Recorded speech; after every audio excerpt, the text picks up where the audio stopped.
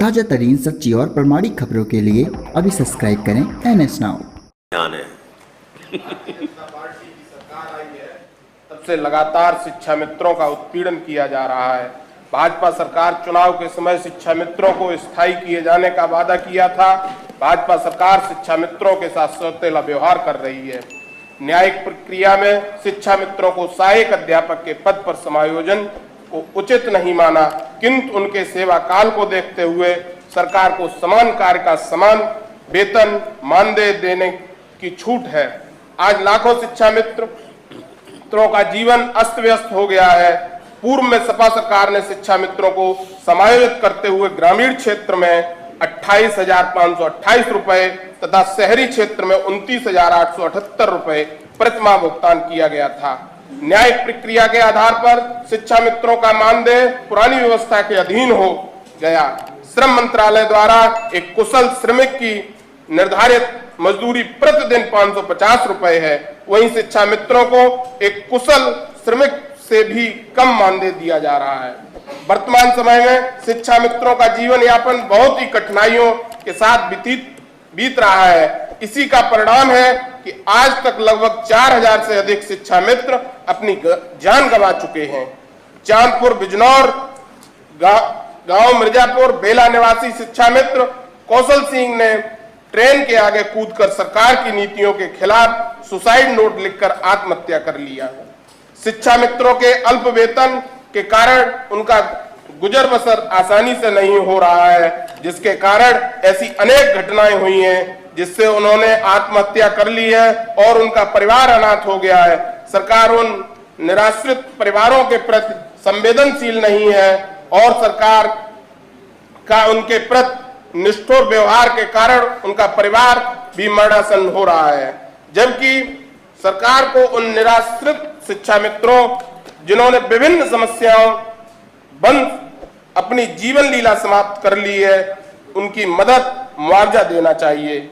माननीय उच्चतम न्यायालय द्वारा कई अपने निर्णयों के में समान कार्य के लिए समान वेतन का सिद्धांत प्रतिपादित किया है।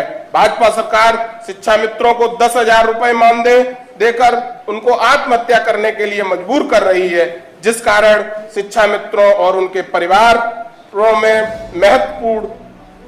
परिवारों में भाजपा सरकार के प्रति भारी रोष व्याप्त है। अतः लोक महत्व के तत्कालिक विषय में सदन की कार्रवाई रोककर चर्चा की मांग करता हूं। माननीय आशुतोष सिन्हा जी। मान्यवर, 1999 के बाद जब भारतीय जनता पार्टी की सरकार केंद्र सरकार में आई, भारतीय जनता पार्टी जब केंद्र सरकार में आई तब से शिक्षा जो गरीब का बच्चा पढ़ता है वो गांवों में इसी में प्राथमिक विद्यालयों में ही पढ़ता है। प्राथमिक विद्यालयों में ताले लटक गए। जब ताले लटक गए तो केंद्र सरकार ने और राज्य सरकार ने तय किया कि 65% केंद्र देगा, 35% राज्य देगा और एक शिक्षा मित्र उन्होंने बनाने का काम किया। और वास्तव में गरीब गांव में जो गरीब का बच्चा पढ़ता है, गरीब मजदूर किसान के बच्चों को पढ़ाने के लिए गांवों के जो प्राथमिक विद्यालय थे उसके लटके तालों को और किसी ने खोलने का काम किया था तो वो शिक्षा मित्र थे। और शिक्षा मित्रों ने जब शुरुआत की तो 2250 रुपए से शुरुआत उनकी हुई और आज इतने महंगाई के जमाने में भी आज मात्र 10,000 रुपए में वो काम कर रहे हैं, वो भी मात्र 11 महीने के लिए कर रहे हैं। तो आज वास्तव में जैसा हमारे साथी कह रहे थे, आज कुशल श्रमिक से भी कम पैसे में शिक्षा मित्र शिक्षा देने का काम कर रहा है और शिक्षा मित्र से शिक्षा देने का काम नहीं कर रहा। शिक्षा मित्रों से जनगणना, बाल गणना, मध्याह्न भोजन से लेकर हर काम शिक्षा मित्रों से लिया जा रहा है, लेकिन उनके दुख के में कोई मरहम लगाने का काम भारतीय जनता पार्टी की सरकार नहीं कर रही है।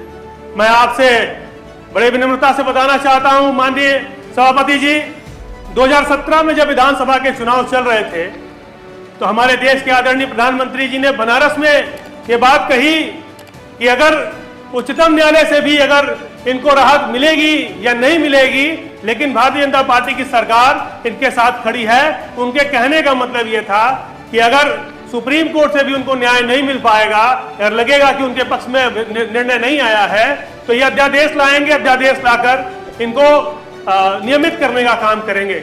लेकिन आप उसके बाद 2017 से लेकर 2022 का भी चुनाव हो गया, लेकिन शिक्षा मित्रों के दर्द पे मरहम लगाने का काम भारतीय जनता पार्टी की सरकार नहीं कर रही है। आप यही हमारे सदन में पूर्व मुख्यमंत्री थे आदरणीय दिनेश शर्मा जी, उनके नेतृत्व में भी एक कमेटी बन गई जो शिक्षा मित्रों के राहत देने के बारे में, जिनके एक कमेटी बना दी गई कि वो तय करेगी क्या होना है, लेकिन उस कमेटी की रिपोर्ट भी आज तक नहीं आ पाई इस सदन में। मैं माननीय सभापति जी आपके माध्यम से सरकार से जानना चाहता हूं कि उस कमेटी की क्या रिपोर्ट है, क्या उस कमेटी ने रिपोर्ट तय की, क्योंकि शिक्षा मित्रों के मामले में मैं कुछ बहुत महत्वपूर्ण मांगे हैं। मैं ज्यादा कुछ न कहते हुए सिर्फ पॉइंट पे बात करना चाह रहा हूं। जो 2-4 महत्वपूर्ण मांगे 5 मेरी हैं वो मैं आपके समक्ष, इस सदन के समक्ष रखना चाहता हूं कि संशोधित अध्यादेश लाकर पुनः शिक्षा मित्रों को सहायक अध्यापक के पद पर बहाल किया जाए।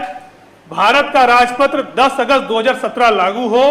समान काम का समान वेतन लागू कर 62 वर्ष हेतु इनकी सेवा नियमावली बनाई जाए। एनसीटीई के 23 अगस्त 2010 के पैरा 4 में शिक्षा मित्रों को शामिल करते हुए शिक्षा मित्रों को अध्यादेश लाकर टीईटी की परीक्षा से छूट प्रदान की जाए। जिन शिक्षा मित्रों ने इस आंदोलन में अपने प्राणों की आहुति दे दी है, उन शिक्षा मित्रों के परिवार के एक सदस्य को सरकारी नौकरी दी जाए और उसका मुआवजा भी दिया जाए। साथ ही साथ आंदोलन के दौरान जिन शिक्षा मित्रों पर मुकदमे लगे, झूठे मुकदमे भारतीय जनता पार्टी की सरकार ने लगाए हैं, वो सारे झूठे मुकदमे शिक्षा मित्रों के वापस होने चाहिए। मैं 2 शब्द कहते हुए अपनी बात खत्म करना चाहता हूं कि यूपी के शिक्षा मित्रों का हुआ हाल बेहाल है। वर्षों की सेवा का फल मिला बहुत कमाल है। बेटी सयानी बेटा भी करता कई सवाल है। आगे खाई पीछे कुआं बड़ा विशाल है। आज शिक्षा मित्रों का हाल वास्तव में बहुत बेहाल है।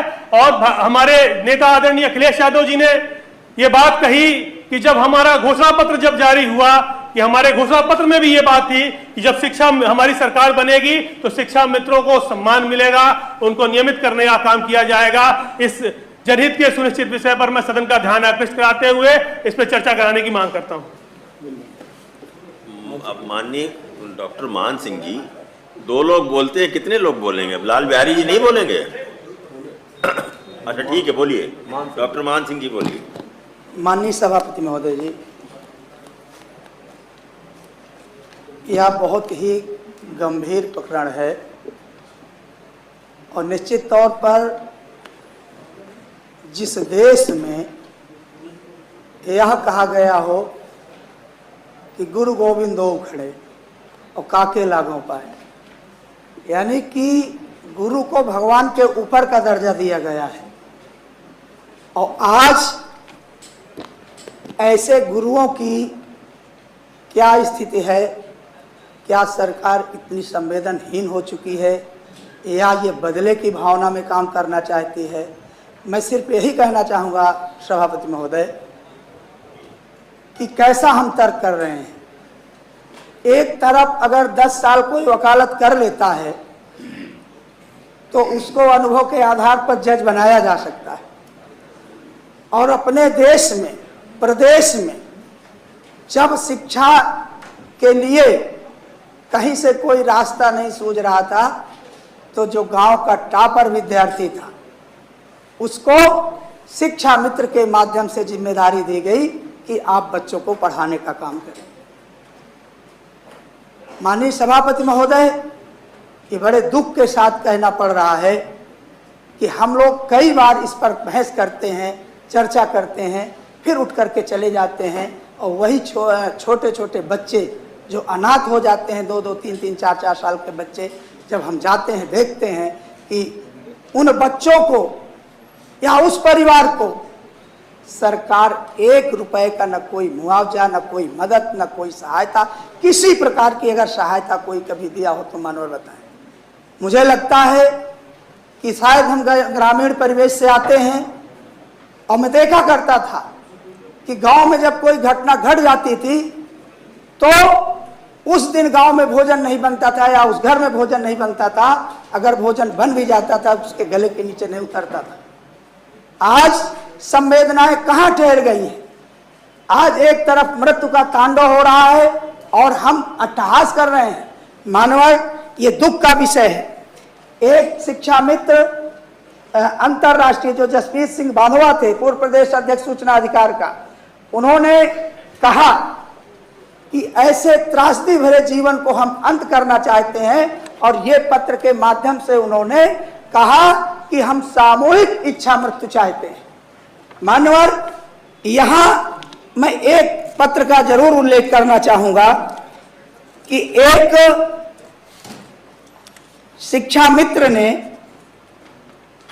कहा कि सरकार अगर हमारे खून की प्यासी है, तो मानवर ये पत्र उन्होंने, यह पत्र खून से लिख करके, अपने खून से लिख करके इस पत्र को भेजा कि अगर सरकार खून की प्यासी है तो अपने खून से हम पत्र लिख रहे हैं। मानवर, मैं जो चर्चा करना चाह रहा था, सरकार केवल, मैं अगर एक लाइन में कहूंगा तो केवल सरकार के अंदर ये कीड़ा घुस गया है कि इन शिक्षा मित्रों की नियुक्ति समाजवादी पार्टी की सरकार ने किया है, इसलिए हम इनको कभी इनकी सहायता नहीं करेंगे। मानवर, ऐसी हट धर्मता, ऐसे लोकतंत्र में माननीय नेता सदन मुस्कुरा रहे हैं। ये मीडिया बंधु अगर कहीं भी देखिए, ये खून से लिखा हुआ पत्र मेरे पास भेजा गया है। अरे हो गया, आगे बढ़िए। नहीं, आगे भी बढ़ूंगा माननीय सभापति महोदय। अगर इतनी संवेदनहीनता है, अगर इस मुद्दे को कि यहाँ एक तरफ लाशें उठ रही हैं और एक तरफ मुस्कुराहट है, तो मैं आगे भी बढ़ूंगा मानवर, निश्चित तौर पर। बिल्कुल बढ़िया। नहीं, वो तो मुस्कुराहट कहाँ से है वो तो आप बेहतर जान रहे होंगे। मानवर, मैं सिर्फ इतना चाहता हूं कि अगर सरकार लोकतंत्र के प्रति, समाज के प्रति और जिन गुरुओं को भगवान का दर्जा दिया गया है, अगर उनके प्रति जरा भी गंभीर है, तो कम से कम सुप्रीम कोर्ट का जो एक कथन है कि यदि आप समान कार्य का समान वेतन देते हैं, ये सरकार अपनी दलील क्या देती है कि सपा ने नियम विरुद्ध कर दिया। अपनी बात मनवाने के लिए वही तर्क बार कि नियम विरुद्ध कर दिया, जबकि सुप्रीम कोर्ट का स्पष्ट उल्लेख है कि आप समान कार्य का समान वेतन दीजिए, इन्हें 30-40 हजार कहां रोक रहे हैं। माननीय सभापति महोदय, मैं एक आपको डायरी दिखाना चाहता हूं। ये डायरी है, इसमें क्रमवार जितने शिक्षा मित्रों की मृत्यु हुई है, जिन्होंने सुसाइड किया है, पूरा इसमें लिख करके पूरी डायरी ये भरी पड़ी है। माननीय सभापति महोदय, मैं ये चाहता हूं कि शिक्षा मित्रों के साथ इस तरीके का सौतेला व्यवहार न किया जाए, कि कम से कम उनको इतनी स्थिति उनकी सुधार दिया जाए कि जो आए दिन वो आत्महत्या कर रहे हैं, वो आत्महत्या का सिलसिला रुक जाए। या तो सरकार ये सोच करके बैठी है कि हम शिक्षा मित्रों को एक एक करके इसी तरह अवसाद के चलते उनको हम मृत्यु करने के लिए बाध्य कर देंगे। निश्चित तौर पर इस लोक महत्व के विषय पर मैं सदन की कार्रवाई रोक करके चर्चा कराने की मांग करता हूं। कौन रखेगा विषय? माननीय बेसिक शिक्षा मंत्री जी, जिसके पास सूचना होगी वही रखेगा ना विषय। माननीय सभापति जी, अभी यहाँ पे परिषदीय विद्यालयों की माननीय सदस्य के द्वारा चर्चा की जा रही थी कि परिषदीय विद्यालय की स्थिति इस तरह से हो गई है कि परिषदीय विद्यालयों में ताले लग गए। मैं बताना चाहता हूं कि परिषदीय विद्यालय की 2012 से लेकर के 2017 तक जिस स्थिति में हमारे उत्तर प्रदेश के परिषदीय विद्यालय थे, और अगर हम आज 2017 से लेकर के 2022 तक उत्तर प्रदेश के सारे हमारे सभी परिषदीय विद्यालयों की स्थिति को देखें, तो मुझे लगता है कि एक हम सब लोगों ने अभियान के रूप में परिषदीय विद्यालयों को मिशन कायाकल्प के अंतर्गत हर एक विद्यालय का जीर्णोद्धार करने का, मूलभूत सुविधाओं के साथ जोड़ने का कार्य किया है।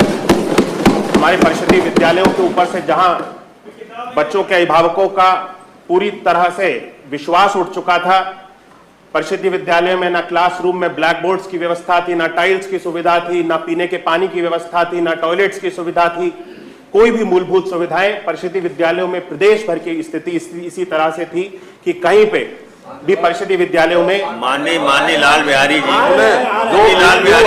जो बिंदु माननीय लाल बिहारी जी उत्तर दे। बिंदु से तो आप भी रोज हटते हैं, बिंदु पर उत्तर नहीं जो बिंदु रहता है उस पर आप भी कभी नहीं बोलते। माननीय लाल बिहारी जी, जो बिंदु और विषय होता है ना, उस पर आप भी कभी नहीं टिकते, हमेशा आप भी बिंदु से भटक जाते हैं। आपके लोगों ने बोला भी, उन्होंने शांतिपूर्वक सुना। नहीं, जब आपके लोग बोल रहे थे तो उपलब्धियां नहीं गिनाएंगे, वो सरकार अपनी उपलब्धियां नहीं गिनाएगी। आप सरकार की, आपको सरकार नहीं, बैठिए आप, बैठिए लाल बिहारी, सरकार की आलोचना करने का अधिकार है, तो उनको अपनी उपलब्धियां गिनाने का अधिकार है। लाल बिहारी जी, जब आप बोल रहे थे तो शांतिपूर्वक सुना गया, तो अब सरकार का पक्ष भी जो है वो सुनने की हिम्मत रखिए। नहीं, आप बैठिए, आप बिंदु पर कब रहते हो? आप हमेशा बिंदु से भटकते हो, नहीं, आप कभी बिंदु पर नहीं रहते। सुरेश त्रिपाठी जी, माननीय आशुतोष जी ने सुन रहे हैं आप? इसलिए जवाब में ये कह रहे हैं। हाँ, माननीय मंत्री जी, माननीय सभापति जी, माननीय सदस्य जब अभी बोल रहे थे, सभी लोग एक एक करके अपना विषय रख रहे थे, तो मैं सभी लोगों की बातों को सुन रहा था और कुछ उन्हीं की बातों में से मैंने ये पॉइंट बनाए हैं कि जो उन्होंने सवाल पूछे उसी का जवाब दे रहा हूं। एक एक करके मैं सारी चीजों का जवाब दे रहा हूं। इसीलिए मैंने जो सरकार के द्वारा जब उन्होंने कहा कि परिषदीय विद्यालयों की ऐसी स्थिति है कि वहां पे ताले लग गए हैं और पठन पाठन का कार्य नहीं है, तो मैं अपना जवाब भी कहा था ना आशुतोष जी, नहीं आशुतोष जी, आपने भी यही कहा, आपने ये भी कहा था। तो अगर आपकी हर बात का जवाब दे रहे हैं वो, तो क्या बुराई है?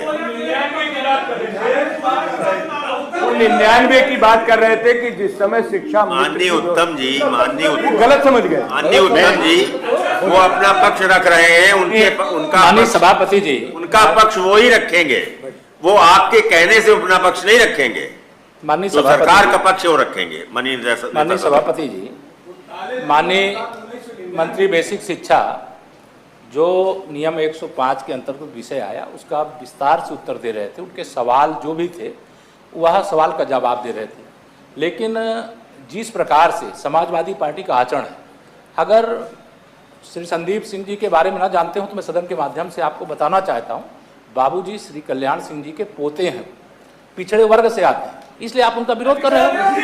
पिछड़ा विरोधी आदमी मत किया करो। अरे सुरेश चौधरी जी, आपने वह उत्तर दे रहे हैं। आप माननीय सभापति जी, माननीय सभापति महोदय, ये माननीय नेता सभापति महोदय, नेता सभापति महोदय, आप उनकी बात नहीं सुन रहे। बैठिए उत्तम जी, माननीय सभापति महोदय, चौधरी जी बैठिए। माननीय सभापति लाल बिहारी जी, माननीय लाल बिहारी जी, जब नेता सदन खड़े हैं, नेता सदन खड़े हैं, माननीय सभापति महोदय, तो आप लोगों को बैठ जाना चाहिए। माननीय मंत्री बोल रहे हैं, जब माननीय मंत्री बोल रहे हैं, खड़े हैं तो आप लोगों को माननीय मंत्री बोल रहे हैं, जब माननीय मंत्री बोल रहे हैं, माननीय मंत्री बोल रहे हैं, जब माननीय मंत्री बोल रहे हैं, उत्तर दे रहे हैं, आपने बात कही, जवाब में बात कही, इधर से किसी ने व्यवधान नहीं किया। जब माननीय मंत्री जवाब दे रहे हैं तो आप उससे व्यवधान डालोगे?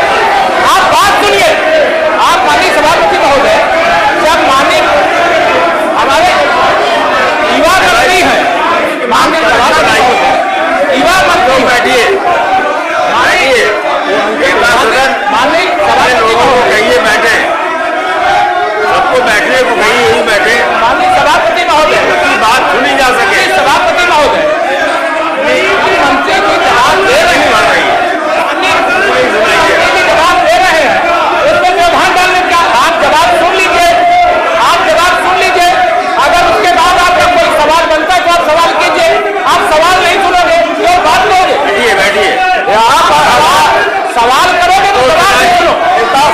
माननीय सभापति, अगले और पिछड़े की बात, यहाँ अगले और पिछड़े की बात बैठिए, यहाँ पे बैठिए, नियम संगत, बैठिए। माननीय लाल बिहारी जी, माननीय लाल बिहारी जी, बैठ जाइए, बैठ जाइए, बैठ जाइए, बैठ जाइए। अरे बैठिए, माननीय बैठिए, बैठिए, सर अगर ये विषय पर नहीं बोलते हैं कुछ नहीं लिख रहा, तो हम इनके कुछ नहीं लिखा जाएगा।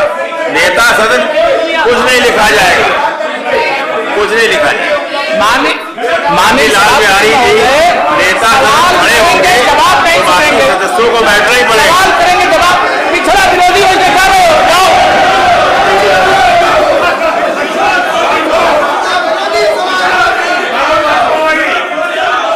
ठीक है माननीय मंत्री जी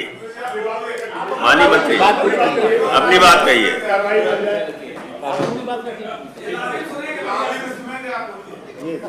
हाँ, यहाँ ठीक से सुन नहीं पा रहे थे, इसलिए लॉबी में चले गए कि वहां ठीक से सुन लेंगे। माननीय सभापति जी, मैं विद्यालयों की स्थिति के बारे में विषय रख रहा था। 2012 से लेकर के 17 तक जो हम लोगों ने कायाकल्प के अंतर्गत 19 पैरामीटर्स के ऊपर विद्यालयों में कार्य करना प्रारंभ किया, जो उसकी प्रगति थी वो 34% 2017 में थी। किसी भी विद्यालय में कोई मूलभूत सुविधा नहीं थी, बच्चों के पठन पाठन के कार्य पूरी तरह से प्रभावित हो रहे थे। लेकिन 2017 से 2022 तक जब हमने एक अभियान के रूप में इसको लिया और परिषदीय विद्यालयों की स्थिति को हमने सुधारा, तो 2022 में जो 34% पे जो प्रगति थी, पैरामीटर्स थे, वो 2022 में आकर के 87% पे 19 पैरामीटर्स पे हम सब लोगों ने अपने परिषदीय विद्यालयों की स्थिति को सुधारने का काम किया है। और कहीं ना कहीं यही कारण है कि उस समय 2017 में जब परिषदीय विद्यालयों में 1 करोड़ लगभग 35 लाख 30 लाख बच्चे का नामांकन था और ये लगातार नामांकन बच्चों का गिरता चला जा रहा था। आज 2022 में हम सब लोगों ने परिषदीय विद्यालयों में स्कूल चलो अभियान के माध्यम से जब इंफ्रास्ट्रक्चर को बेहतर बनाया है, तो 1 करोड़ 92 लाख 93 लाख बच्चों का नामांकन करने में आज हम सब लोग सफल हुए। और एक अच्छी व्यवस्था बनाते हुए हर एक बच्चे को हम सब लोगों ने संकल्प लिया है कि हमारे परिषदीय विद्यालयों में जितने भी निम्न वर्ग के हैं, में गरीब वर्ग के हैं, जो भी ऐसे लोग हैं, बच्चे हैं, उनके बच्चे हमारे परिषदीय विद्यालयों में आकर के पढ़े, निःशुल्क शिक्षा प्रदान करने का हम सब लोगों ने संकल्प लिया है। तो आज हर एक बच्चे को हम सब लोग शिक्षा के साथ जोड़ रहे हैं। जहां तक बात करी शिक्षा मित्रों की, शिक्षा मित्रों को 2014 में समाजवादी सरकार जब थी, उस समय इसको शिक्षा मित्रों को अध्यापक के रूप में, सहायक अध्यापक के रूप में इनको नियुक्त किया गया। लेकिन उसके बाद में ये लोग शिक्षा में जब ये सहायक अध्यापक पे नियुक्त हो गए, तो इनकी जो सैलरी, इसमें अपने सवाल में इन्होंने जो कोट करी थी अपनी सूचना में, इनकी सैलरी शिक्षक के बराबर इसको कर दी गई। लेकिन 2017 में एक बार दोबारा से कोर्ट के आदेश के अनुसार इन लोगों को, क्योंकि एनसीईटी के जो उसके नियम है, उसके जो मानक है, एक शिक्षक होने के लिए उसकी क्वालिफिकेशन विभाग द्वारा जो एक भर्ती परीक्षा कराई जाती है उसको पास होना आवश्यक है, ग्रेजुएट होना आवश्यक है, बीटीसी या बीएड होना आवश्यक है, इसके साथ साथ टेट को भी पास किया होना आवश्यक है, तब एक व्यक्ति को शिक्षक बनाया जा सकता है। और जितने हमारे शिक्षा मित्र, इसमें से लगभग 1,37,000 शिक्षा मित्रों को जिनको शिक्षक बनाया गया था, इसमें से 15,240 शिक्षा मित्रों ने इन सारे मानकों को पूरा किया, तो उनको शिक्षक के रूप में हमारे विभाग में समायोजित कर दिया गया और शिक्षकों के बराबर उनको वेतन भी दिया जाता है। और बाकी के जितने हमारे शिक्षा मित्र जो रह गए थे, उनको जो 3500 रुपए की धनराशि जिनको मानदेय दिया जाता था, उसको हमारी सरकार में 2017 में बढ़ा करके 3500 रुपए से सीधे 10,000 रुपए का मानदेय करके उनको लाभान्वित करने का काम किया गया है। मुझे लगता है कि हमारी सरकार शिक्षा मित्रों के हित के साथ है और आने वाले समय में भी जो भी निर्णय उनके हित में अगर लेना आवश्यक होगा, तो हमारी सरकार माननीय मुख्यमंत्री जी के नेतृत्व में पीछे नहीं हटेगी। शिक्षा मित्रों के साथ हम अवश्य हमेशा खड़े रहेंगे। ठीक है, माननीय सुरेश त्रिपाठी जी। माननीय मंत्री जी का जवाब जो शिक्षा मित्रों के संबंध में था, बहुत ही स्वागत योग्य है। सिर्फ एक सवाल ही है छोटा सा, क्या माननीय मंत्री जी 2017 में आपने कहा कि इनका 10,000 मानदेय कर दिया गया, तो आज हम 2022 में है, पुनः सरकार लौट के आई है इस प्रदेश में, तो क्या इनके ऊपर जी वो कह तो रहे हैं कि उनके हित में जो अंतिम बात हमारी जो निर्णय लेना आवश्यक होगा लेंगे। हाँ, तो वही निवेदन कर रहा हूँ, क्या माननीय मंत्री जी 2022 में उनके मानदेय बढ़ाने पर तो विचार करेंगे? एक और बात है माननीय ध्रुव जी। माननीय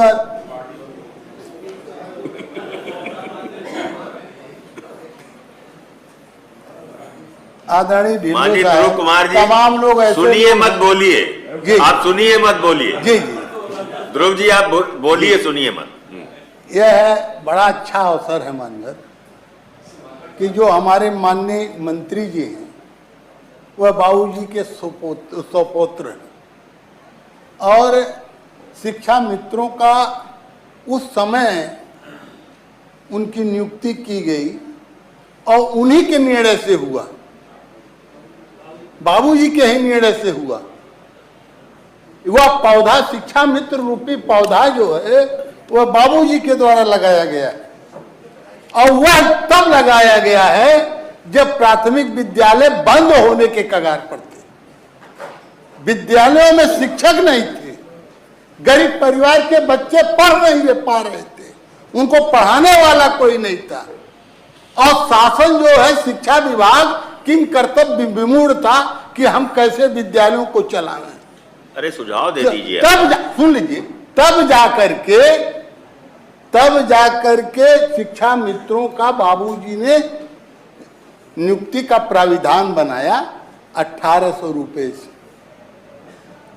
लेकिन जब एक सरकार ने उनको वह किया शिक्षा बनाया मान्य, इनकी नियुक्ति 2000 से शुरू हुई, 2000 से।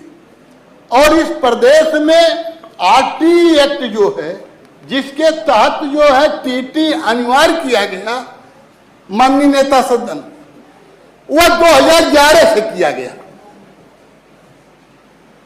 2011 से किया गया। तो वह तो शिक्षक, वह तो बीटीसी योग्यताधारी हैं, चाहे पत्राचार से हो चाहे जैसे हो, तो वह बाध्यता लागू करना कि इनको जो है टीटी पास होना चाहिए, तो एक बहुत बड़ा दिल आपको करना होगा माननीय मंत्री जी।